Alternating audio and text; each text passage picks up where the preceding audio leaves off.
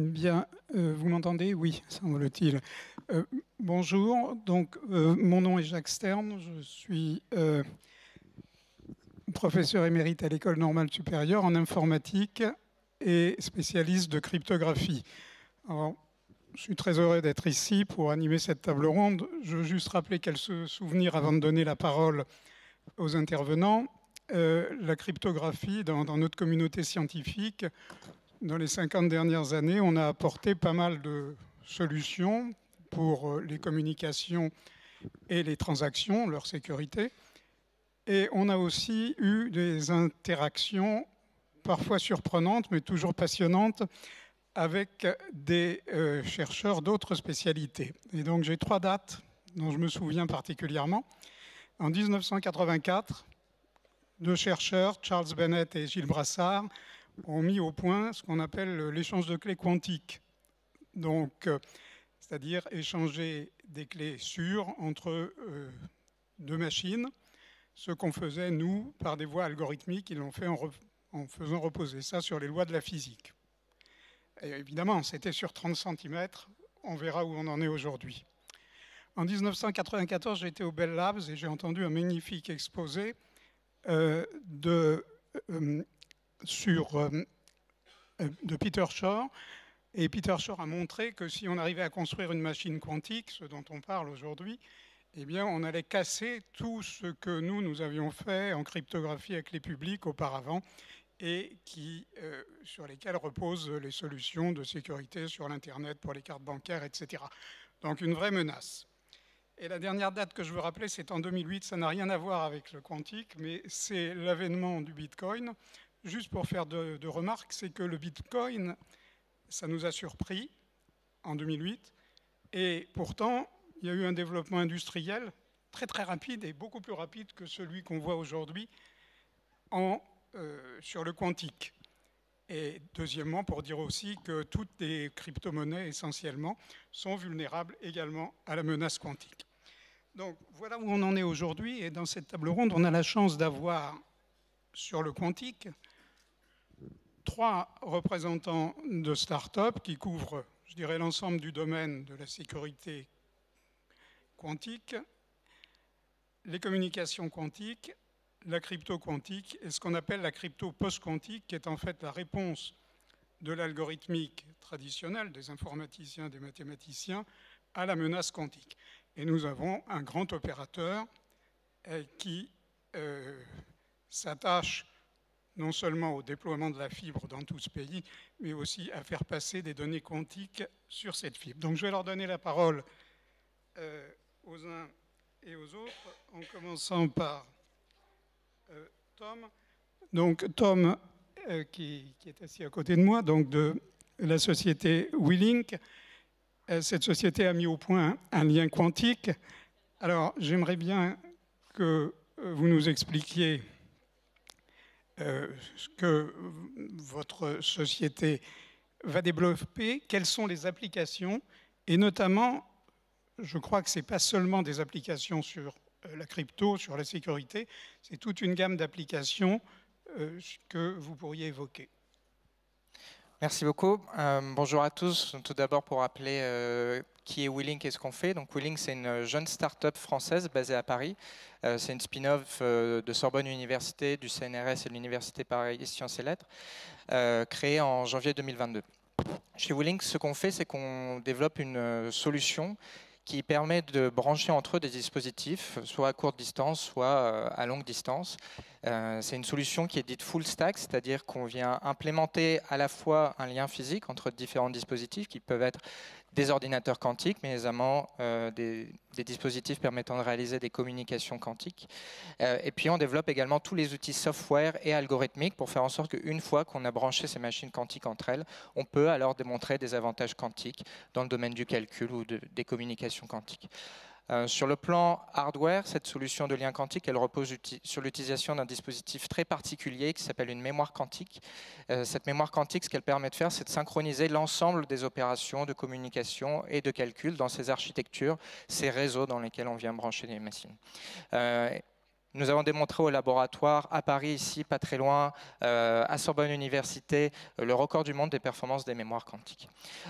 Donc aujourd'hui, notre objectif chez WeLink, on a démarré en 2022, c'est de sortir cette technologie du laboratoire pour fournir sur le marché, d'ici la fin 2024, la mémoire quantique la plus efficace au monde, qui soit intégrée aux standards industriels et qu'on peut après aller déployer dans des infrastructures de calcul ou de communication quantique. C'est vraiment ça à quoi on s'attache chez WeLink, c'est développer cette solution de lien quantique, des solutions qu'on va pouvoir déployer en environnement réel dès 2025, dans le cadre notamment des bancs d'essai qui sont déployés aujourd'hui en France et dans le monde. Et en termes d'application, on vise à la fois la mise en place des réseaux de communication quantique. En utilisant ces mémoires quantiques, on est capable d'étendre la portée des communications sécurisées sur a priori des centaines de kilomètres. Ça, c'est les objectifs de l'Europe d'ici 7 ans, être capable de réaliser des liens quantiques sur 500 kilomètres, mais également ce sur quoi on travaille beaucoup, c'est l'interconnexion d'ordinateurs quantiques de taille intermédiaire pour pouvoir augmenter drastiquement leur capacité de calcul en les branchant de manière quantique. Alors, une petite question. Vous qui travaillez, je crois, avec les constructeurs de machines quantiques, vous avez peut-être une prédiction sur le moment où la suprématie quantique sera atteinte et où vraiment la menace quantique pour nous, cryptologues, se précisera. Alors, j'ai pas ce don de clairvoyance, malheureusement. Je pense que tout le monde dans la pièce aimerait beaucoup savoir quand exactement cette suprématie, cet avantage quantique sera atteint. Nous, ce qu'on est convaincu chez WeLink, c'est que ça va arriver très prochainement et que l'objectif de WeLink, c'est d'accélérer ces développements pour faire en sorte que ces avantages quantiques qu'on a aujourd'hui pour des problèmes mathématiques spécifiques soient ensuite réalisés sur des cas d'usage industriels concrets. Donc nous, en termes de développement, de roadmap technologique, on aura cette mémoire quantique disponible à la fin de l'année 2024 pour réaliser des premiers démonstrateurs d'interconnexion de dispositifs quantiques, des processeurs quantiques d'ici 2025-2026. Et on espère pouvoir réaliser un avantage quantique sur un cas d'usage industriel avant 2030. Merci beaucoup. Je m'adresse maintenant à Marc Kaplan, donc Marc Kaplan de Crypto Cloud. Donc, il s'agit en quelque sorte de l'expérience de Brassard et Bennett de 84, mais au lieu d'être sur 30 cm, vous êtes passé dans un ordre de grandeur totalement différent. Et vous allez nous dire exactement où vous en êtes et surtout vous allez nous dire quel est votre roadmap pour les années qui viennent, qu'est-ce qu'on est capable de faire en termes d'échange de clés quantiques et de sécurisation sur des grandes distances.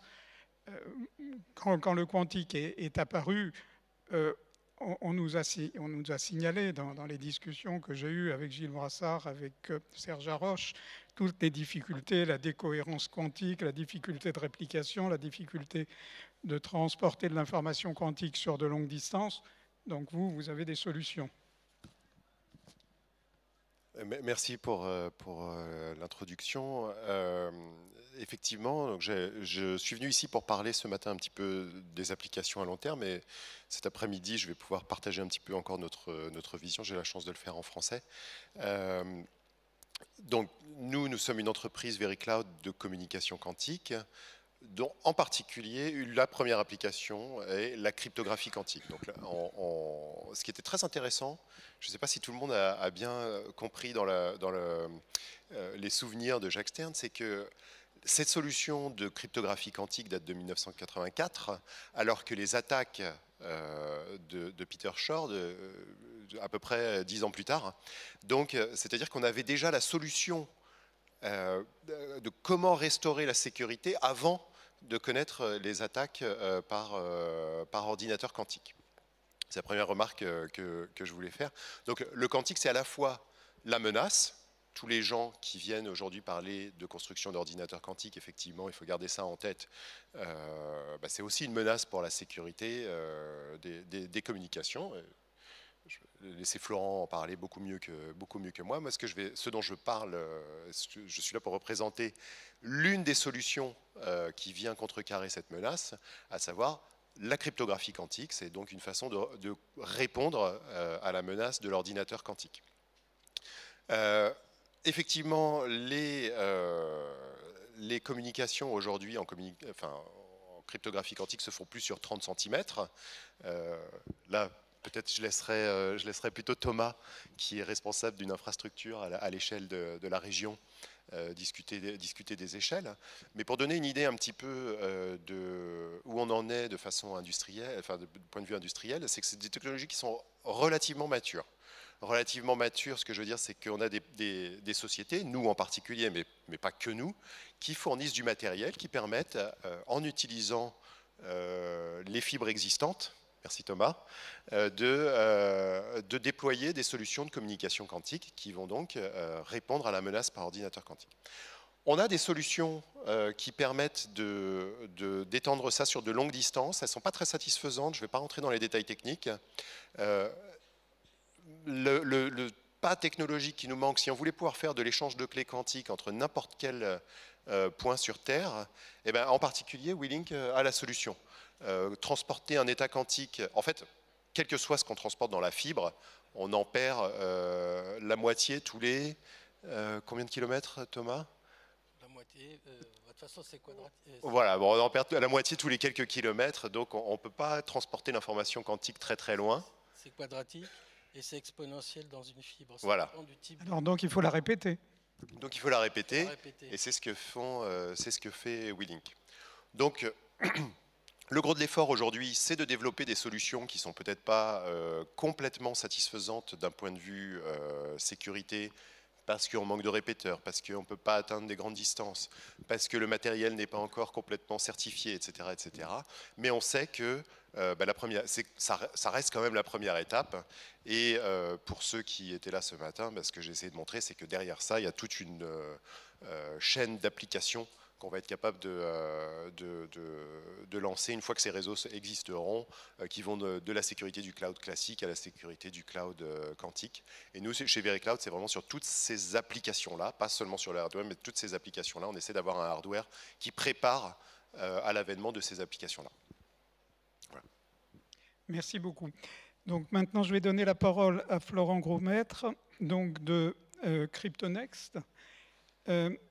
Donc vous êtes, comme j'ai dit, la réponse de la cryptologie algorithmique, disons, à la menace quantique, sachant que la crypto quantique ne réplique pas l'ensemble des fonctionnalités de la cryptographie traditionnelle, puisque la cryptographie traditionnelle à clé publique, elle réalise des fonctionnalités de confidentialité par l'échange de clés et aussi les fonctionnalités d'authenticité par un mécanisme de signature, disons. Et donc, vous participez à tout un mouvement qui est de se préparer, c'est pour ça que vous appelez CryptoNext, à ce qui se passera après. Et c'est un mouvement international dont vous êtes l'un des moteurs. Donc, est-ce que vous pouvez nous expliquer un peu plus la situation actuelle? Merci. Donc déjà, il faut peut-être effectivement commencer par revenir à la menace et à l'impact de cette menace, puisque ce qu'on appelle menace quantique, donc c'est effectivement le fait que la cryptographie à clé publique puisse être cassée par un ordinateur quantique. Et cette cryptographie à clé publique, ce qu'il faut bien comprendre, évidemment, elle est sous-jacente, c'est qu'elle est partout. Vous allez, vous, en tant qu'utilisateur, sur un site web sécurisé, vous faites un paiement avec votre carte bleue, vous utilisez WhatsApp ou Signal sur votre téléphone, Teams dans votre entreprise, vos infrastructures de PKI dans vos grands groupes, tout ça, c'est menacé.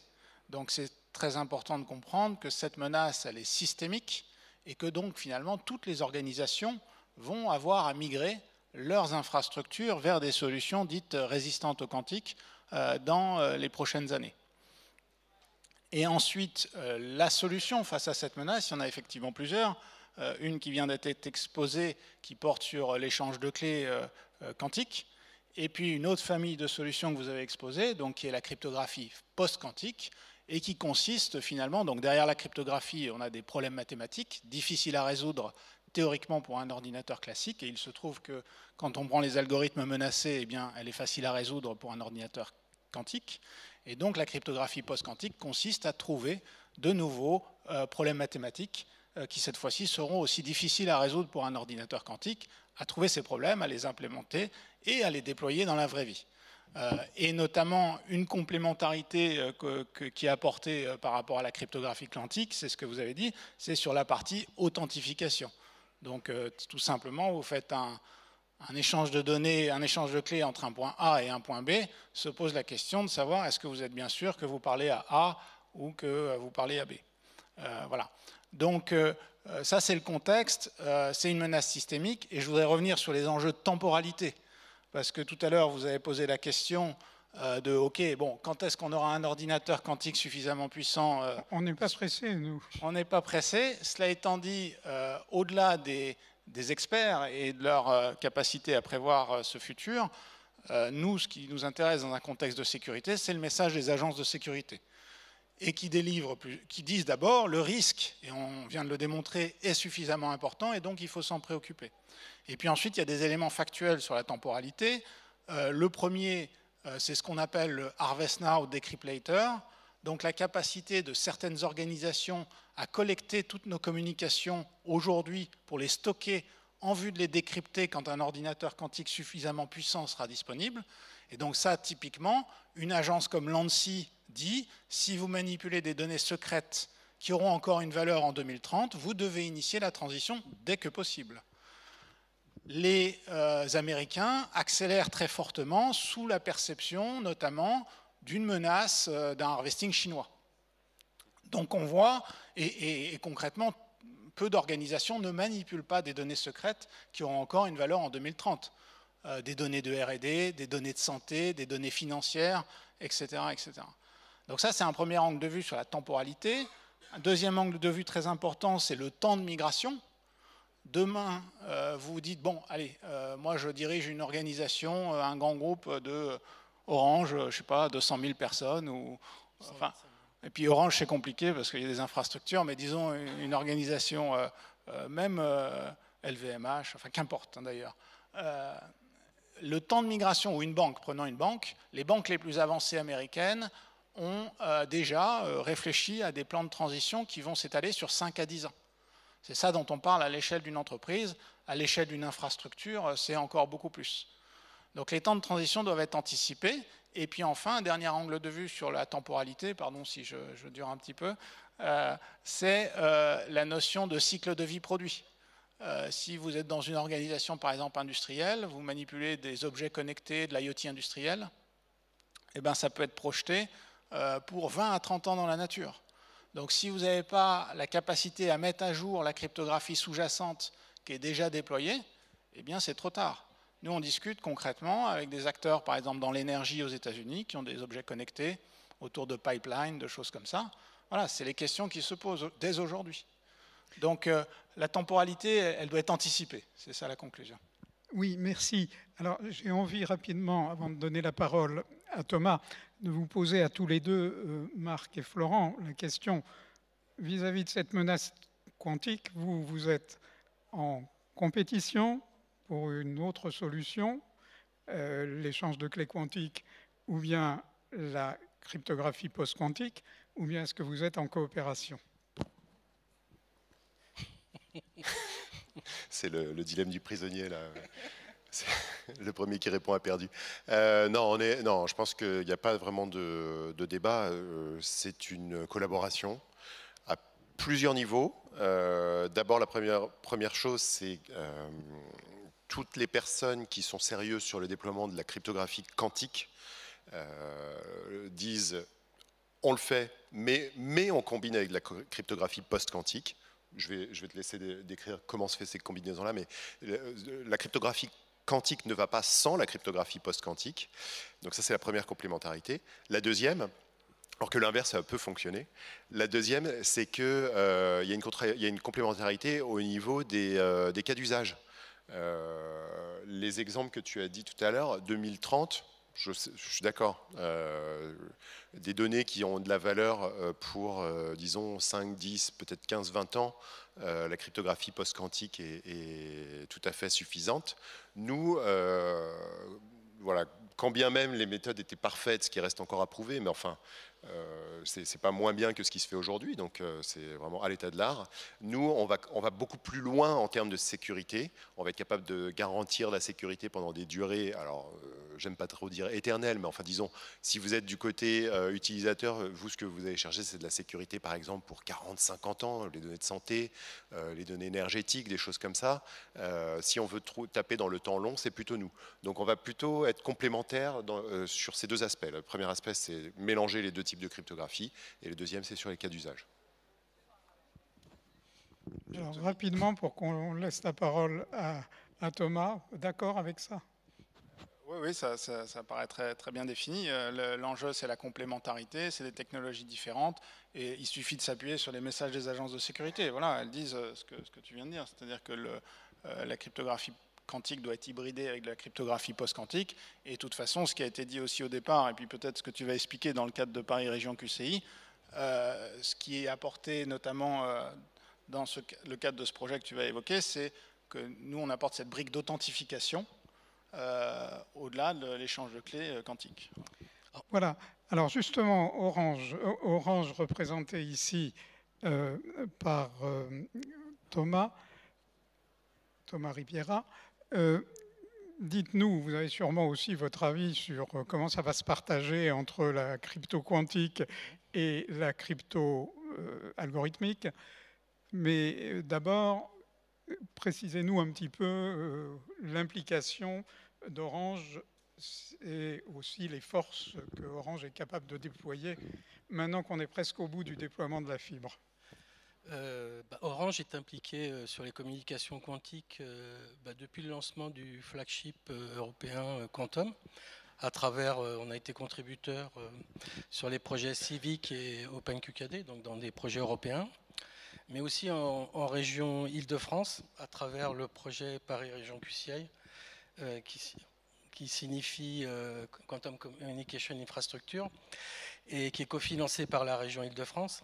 Alors, ce projet a deux objectifs. C'est de fédérer l'écosystème francilien des communications quantiques, aussi bien grand groupe, start-up que laboratoire académique. Je vais les citer rapidement. Il y a Thales X, Thales TRT, Nokia Bell Labs, Orange qui est le leader du projet, le Prime. Au niveau des start-up, on a VeriCloud, CryptoNext, Kets Quantum et Candela. Et il y a le triumvirat des laboratoires académiques des communications quantiques, c'est-à-dire l'Institut d'optique, Télécom Paris et Sorbonne Université. Ça, c'est le premier objectif. Le deuxième étant de déployer. Alors, je vais expliquer ce que veut dire déployer. Enfin, de fournir à la région un réseau compatible. Alors, je vais dire compatible avec les technologies quantiques au sens large, même si on va voir qu'on a fait des démonstrations de services utilisant des clés quantiques basées sur la DVQKD. Donc ici, on a une carte qui explique, qui montre. Je vais me déplacer un peu parce que bien que je connaisse par cœur le réseau. Donc ici, il y a un caractère symbolique quand même. Le but, c'était de relier Paris Intramuros, donc Jussieu, au plateau de Saclay. Donc c'est un projet qui a été lancé en 2021, en plein deuxième confinement. Donc on a réussi à le faire. Donc on a déployé un premier lien entre Châtillon. Alors pourquoi Châtillon? C'est très simple. C'est là où se trouve l'innovation, la R&D d'Orange en région parisienne, dans un site qui s'appelle Orange Gardens. Et donc on a déployé un premier lien de fibres compatibles avec les communications quantiques, donc à faible perte, de 43 km entre Châtillon et Télécom Paris. Et le deuxième lien, l'année suivante, c'était entre le LIP6, et donc Jussieu et Châtillon. Alors ce que je vais bien préciser, c'est qu'il y avait une inconnue au départ, il y avait un pari, c'était de savoir s'il fallait déployer un réseau dédié au sens infrastructure. En fait, pas du tout. On a utilisé des fibres qui avaient été déployées en attente de clients business pour de l'optique classique, des communications optiques classiques. Et donc les équipes d'Orange France ont très bien travaillé parce qu'après une customisation. Bon, je ne dirais pas exactement ce qu'on a fait, mais c'est un travail à la marge. On a pu obtenir des caractéristiques qui soient assez proches des pertes linéiques d'une fibre et donc complètement compatibles avec les communications quantiques. Typiquement, on a acheté un système ID quantique, le Cerberus 6GR, qui supporte 18 dB de perte. Et par exemple, sur la liaison Châtillon-Télécom Paris, on a 10,4 dB de perte, donc on est complètement compatible avec ce lien. Et on n'a que 3,4 dB entre Châtillon et le LIP 6, qui correspond à 14 km. Donc on voit bien qu'on a des caractéristiques qui sont excellentes. Et on ne s'est pas arrêté à déployer un réseau, on a échangé des clés avec ce système ID quantique et on était encore plus loin puisque les clés, enfin les premiers qui ont échangé des clés de mémoire, ça doit être Thales entre le plateau de Saclay et une implantation à Massy au début des années 2010 dans ces eaux-là à peu près. Sur un système CV, c'est une autre technologie, mais bon. Par contre, on a été plus loin, c'est-à-dire que les clés, on les a utilisées et on a démontré l'année dernière lors d'un salon interne Orange qui était ouvert à l'externe, on a chiffré une vidéo en utilisant les clés. Le chiffrement étant réalisé, donc c'est dans le cadre de la collaboration par Thales sur sa ligne Mistral, qui a adapté un de leurs chiffreurs aux clés fournies par les clés quantiques fournies par le système ID quantique Cerberus. Oui. Allez-y. Je terminerai aussi pour le réseau. En fait, il est amené à s'agrandir et notamment, on a le projet de réaliser un LAN quantique où on va connecter le LKB, WeLink et le LIP6 et prolonger l'extension de ce backbone jusqu'au Grand Moulin, donc au laboratoire du MPQ. Donc on devra avoir quelque chose relativement proche, une envergure, enfin une distance du plateau jusqu'au Grand Moulin de l'ordre d'un peu moins de 80 km. Voilà. Oui, merci beaucoup, c'est formidable. Et je dois dire, en tant que membre du conseil scientifique de la région Île-de-France, je vois que toute la région est essentiellement couverte. Alors j'ai envie, on n'a plus beaucoup de temps pour conclure, de vous poser, peut-être que tout le monde n'aura pas le temps de s'exprimer, mais de vous poser une question.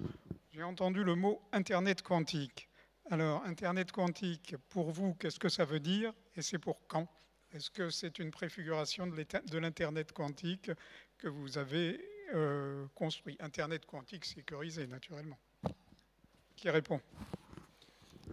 Je peux dire un mot très très rapide. On fait partie d'un projet qui est le Quantum Internet Alliance, donc l'alliance de l'Internet quantique.